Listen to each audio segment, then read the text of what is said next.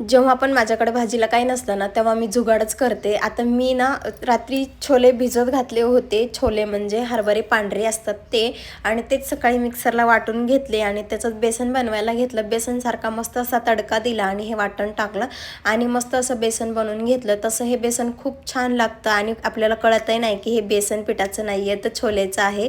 त्याच्यानंतर मग लाईट गेली आणि मग काय आमच्या घरामध्ये नुसता राडा पडलेला असतो. सकाळी सकाळी असेच असतं.